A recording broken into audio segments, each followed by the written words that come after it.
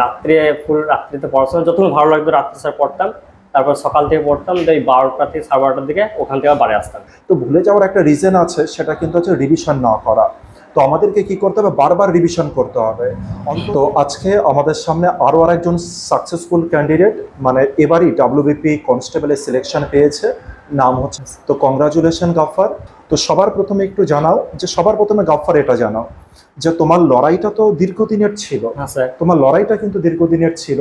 তো এতদিন পরে যখন তুমি সাকসেসফুল হয়েছো, মানে প্রথম যখন তুমি হচ্ছে রেজাল্টটা দেখলে, মানে তোমার মনের মধ্যে অনুভূতিটা কেমন ছিল সেই সময়? অনুভূতিটা বলে বোঝাতে পারবো না, মানে এতটাই আনন্দিত হয়েছি মনের মধ্যে নিজে নিজে। মানে বারবার ব্যর্থতার পরে যখন সাকসেসফুল পেলাম, তাতে স্যার আমি খুবই আনন্দিত এবং খুব গর্বিত। যতদিন লড়াই চালিয়ে যাওয়ার পরে আমি অবশেষে সাকসেসফুল পেয়েছি। একদম। আর যদি বলা হয় যে যখন তোমার বাবা মারা শুনলো আর কি, যে তখন তুমি বাবা মাকে জানাতে পারলে এই জিনিসটা, তখন তোমার মানে হচ্ছে তখন বাবা মার রিয়াকশনটা কেমন ছিল? বাবা মা স্যার প্রচন্ড খুশি হয়েছে, প্রচন্ড খুশি। বাবা মা এবং আমার আত্মীয় স্বজন সবাই প্রচন্ডই খুশি। মানে আমার আত্মীয় স্বজনরা সবসময় বাড়িতে আসতো এবং ফোন করলে খবর নিত, এত দূর পড়াশোনা করলে কি হলো, কবে কি পাবে, চাকরি পাবে, কবে কি করবে, এগুলো খুবই আমার আত্মীয় স্বজন এবং গ্রাম প্রতিবেশীরা খুব খবর নিত স্যার। যেই মাত্র আমি ক্যান্ডিডেট মানে সিলেক্টেড দেখলাম, রেজাল্টটা পাস করেছি, তখন বাবা মাকে বললাম, বাবা মা প্রচন্ড খুশি। আমার দিদি, জামাইবাবু, আমার যে মাসি পিসি আছে, ওদেরকে প্রচন্ড সবাই খুশি। একদম, অবশ্যই। এটা হচ্ছে এত বড় গিফট একটা, এটাতে খুশি তো হবেই। আর আরেকখানা জিনিস যেটা গাফফার, তোমার একটা চ্যালেঞ্জ যেটা ছিল, মানে যেটা সামনে একটা বাধা হয়েছিল, মানে সেটা হচ্ছে তোমার এজ, মানে বয়সটা একটা কিন্তু বাধা হয়েছিল। আর তুমি এবারে মানে হচ্ছে এবার যে রেজাল্টটা মানে কোয়ালিফাই হলে, তার আগেরও মেন্সে তুমি বাদ গিয়েছিলে, তাই তো? এর আগেটাও তুমি পরীক্ষা দিয়েছিলে কিন্তু ওখান থেকে বাদ গিয়েছিলে। তার সাথে সাথে তোমার এজও বাড়ছিল। তো সেখান থেকে তুমি কি করে রিকভার করলে, যে আগের বারের মেন্সে বাদ চলে গেলে তুমি, মানে সেখান থেকে আবার কি করে রিকভারটা করতে পারলে? বলছি, এর আগে আমি 3টে দিয়েছিলাম। একটা এসআই মেন দিয়েছিলাম 2018-তে, এসআই মেন পরীক্ষা দিয়েছিলাম, ওখানে কোয়ালিফাই হতে পারিনি। তারপরে 2019 সালে একটা বার হয়, ওখানে WBP কনস্টেবল স্যার, ওটা 2020-তে রেজাল্ট যখন আউট হলো, ওখানে কোয়ালিফাই হতে পারিনি। ওটা কোথা থেকে তুমি আউট হলে? ওটা স্যার মেন পরীক্ষা। মেন থেকে আউট হলে? মেন পরীক্ষায়। আচ্ছা, সবই মেন পরীক্ষা স্যার। তারপরে এর আগে যখন এই 2-3বার ব্যর্থতা হলাম, তারপরে আমি নিজে থেকে বুঝতে পারলাম যে নিশ্চয়ই আমার কিছু ফল্ট আছে। ওই আমি কেন মানে যেটা কোয়ালিফাই করার জন্য যে স্কোরটা দরকার, কেন আমার স্কোরটা আসছে না, এটা ভাবনা চিন্তা করার পরে এটা আমি একটা বন্ধুর সাথে আমার শেয়ার করলাম।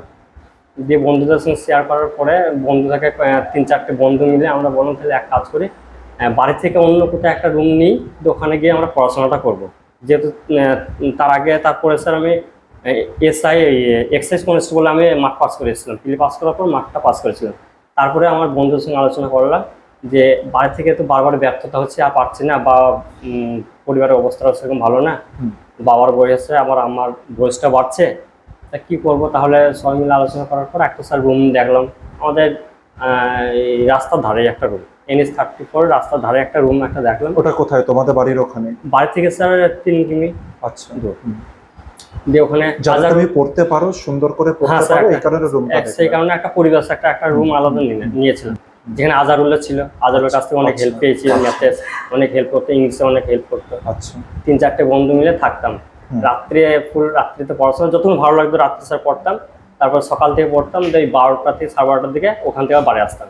বাড়িতে গিয়ে একটু খাওয়া দাওয়াটা, স্নান করে খাওয়া দাওয়াটা করে একটু রেস্ট করতাম, বাড়িতে একটু রেস্ট করার পর আবার সন্ধ্যার দিকে রাত্রের খাবারটা নিয়ে বাড়ি থেকে মা বানিয়ে দিত রুটি, সেই খাবারটা নিয়ে আবার সেই রুমে চলে আসতাম।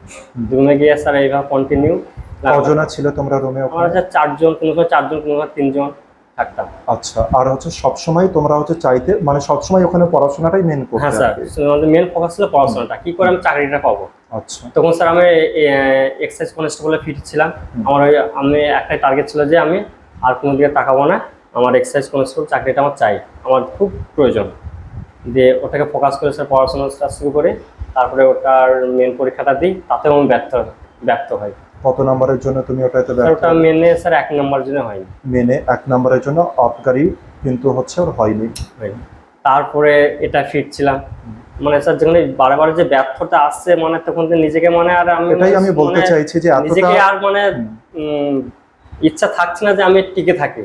তার সত্ত্বেও স্যার সামনে পিছনে বাবা মা ওদের কথা, পিছনে বন্ধুরা আরো চাকরি পাচ্ছে, ওদেরকে দিকে মোটিভেশন পেয়ে আবার নিজেকে আবার নতুন করে দাঁড়িয়ে তারপরে এটা আছে, এটা লাস্ট চান্স, এটা আমাকে ডাক্তার পেতেই হবে। তারপর সে আবার পর আবার নতুন করে শুরু করে তারপরে এখানে আপনার সন্ধান পেলাম একটা বন্ধুর মারফতে, মাজিদ ভাইয়ের মারফতে আপনার এখানে সন্ধান পেলাম। এখানে এসে প্রচন্ড আমি হেল্প পেয়েছি, বিশেষ করে ইংলিশ, জিকে, ম্যাথ। আর একটা জিনিস বলো যে হচ্ছে এতটা এজ যেহেতু মানে হচ্ছে তোমার বাড়ছিল, যেটা সামাজিক যেটা একটা প্রবলেম হয়ে থাকে অনেকে, দেখো একটা তো নিজের কাছে চ্যালেঞ্জ থাকে, আর একটা হচ্ছে সামাজিক চ্যালেঞ্জ চলে আসে যে এত এজ হয়ে যাচ্ছে। অনেকেই এই জিনিস বলে যে হচ্ছে এত এজ হয়ে যাচ্ছে, এবার তো বাবা মার হেল্প কর, এবার একটা কাজবাজ কর। এই কথাটা সমাজ থেকে আমাকে অনেক শুনতে হয়েছে। এই কথাটা সমাজের লোক বলতো, তুই কত পড়াশোনা করলে, কিছুই হলো না, বয়স বেড়ে গেল, আর তো অনেক কিছু বাকি আছে। আর এবার যখন তুমি সিলেক্টেড ক্যান্ডিডেট হয়েছো, এবার কি তারাই কি অন্য কোনো কিছু বলছে নাকি? তারা স্যার বয়সটা যে বেড়ে যাচ্ছে তারা ও কথা আর বলছে না, তারা এসে সবাই মানে আমার সুনাম হচ্ছে এটাই। তো এটা একটা কিন্তু হচ্ছে বড়সড় ব্যাপার যে মানে হচ্ছে একটা সময় তো যে সময় তুমি সিলেকশন পাচ্ছ না আর কি, যে সময় তুমি সিলেকশন পাচ্ছ না সেই সময় কিন্তু মানে হচ্ছে সমালোচনার জন্য কিন্তু প্রচুর জনা কিন্তু চলে আসবে। আর আর তাদের একটাই যোগ্য জবাব হচ্ছে তুমি সিলেকশন নাও, চাকরিটা নাও, আর ওদেরকে দেখিয়ে দাও যে তোমার মধ্যে কি জিনিস আছে।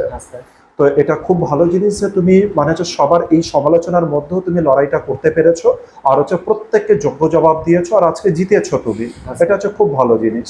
আর একখানা গাফফার এটা বলে দাও, তুমি, আমি যেটা জানি যে তোমার রিটেন মানে হচ্ছে মেইনসের স্কোর কত হয়েছে এবার, শুধুমাত্র রিটেনে, ইন্টারভিউ বাদে?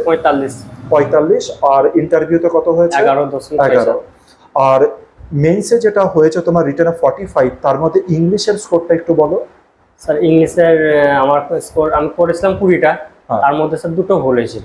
2টো ভুল, তার মানে প্রায় 18 কাছাকাছি স্কোর গিয়েছে। হ্যাঁ স্যার। তার মানে ইংলিশে 18 স্কোর গিয়েছে, 45-এর মধ্যে 18 স্কোর কিন্তু ইংলিশে হয়েছে।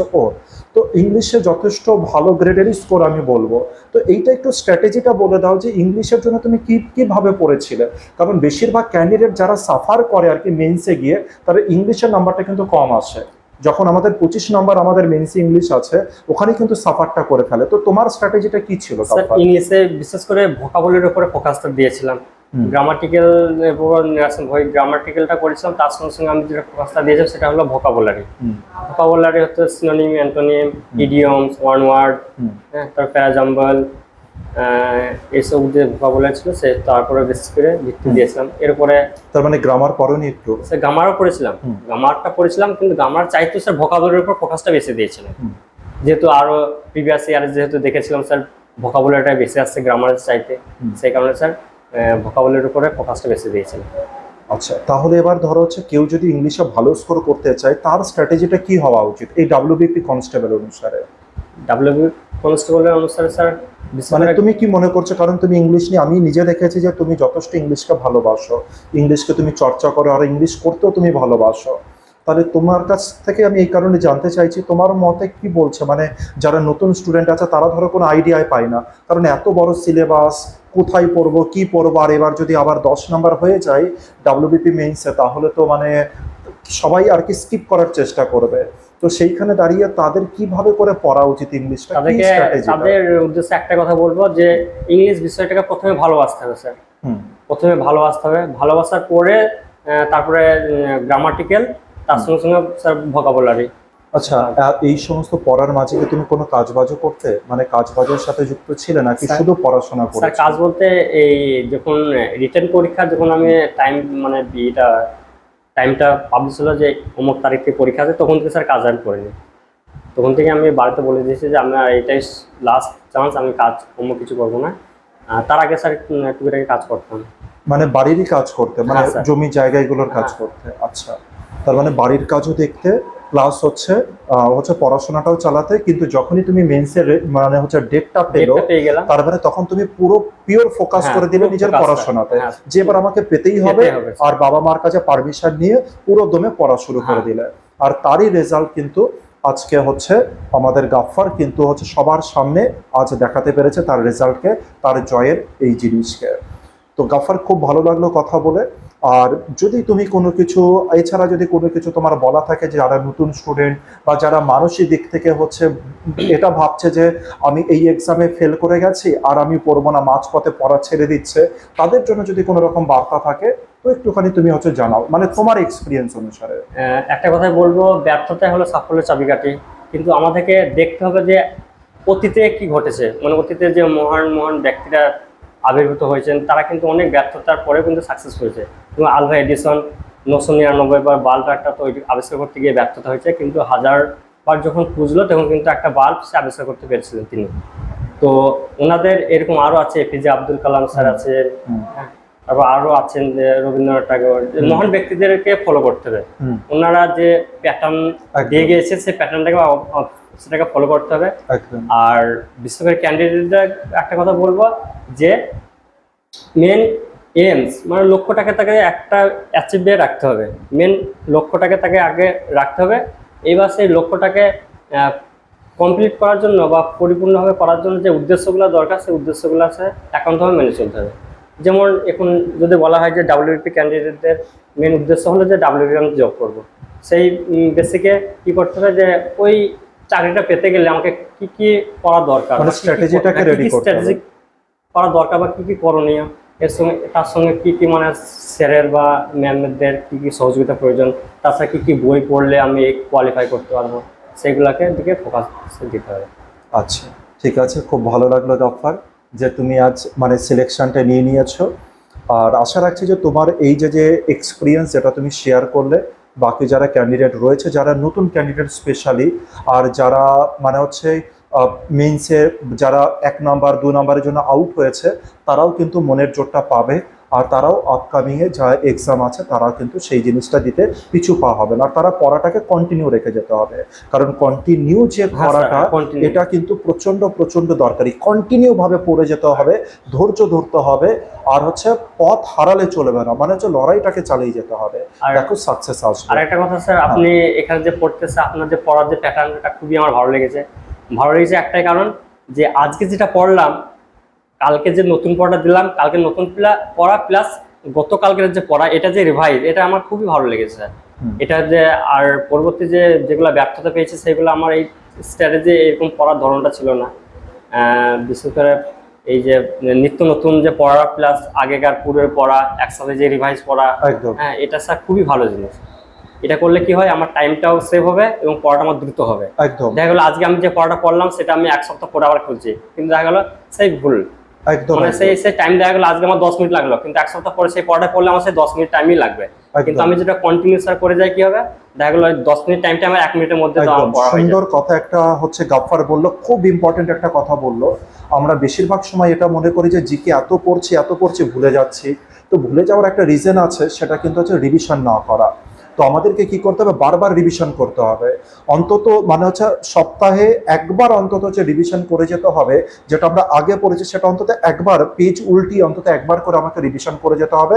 আর যেটা তোমার বেশি মনে থাকে না তার তলায় তুমি আন্ডারলাইন করো, আর তাকে যখন হচ্ছে পেজটা উল্টাচ্ছ শুধু যে ওই জায়গাগুলো যেগুলোতে তুমি বেশি বলো সেগুলো যেন একবার করে চোখে পড়ে যায়। আর এরকম করতে করতে করতে করতে ওটাও যেটা তুমি ভুলে যাও বেশি সেটাও তোমার ব্রেনে কিন্তু সেট হয়ে যাবে। তো স্যার একটা কথা, হ্যাঁ, মেন টার্গেট হচ্ছে যে আমরা যে পড়ছি, যে বিষয়টা পড়ছি সেই বিষয়টা তো নিশ্চয়ই আমাদের ব্রেনে ধরে রাখতে হবে।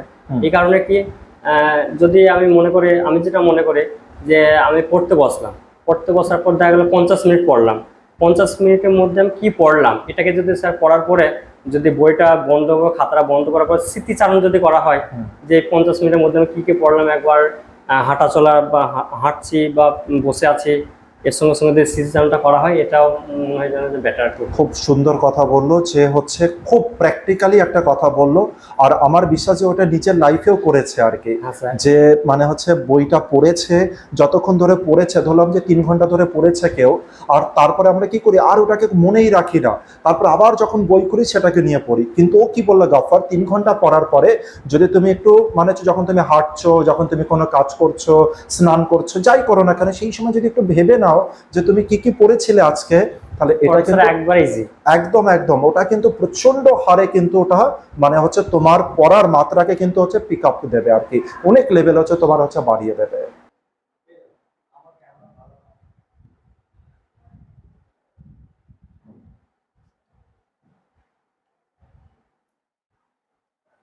আর গাফফারকে আমাদের কোচিং সেন্টার তরফ থেকে একটা ছোট্ট গিফট থাকছে। Thank you sir.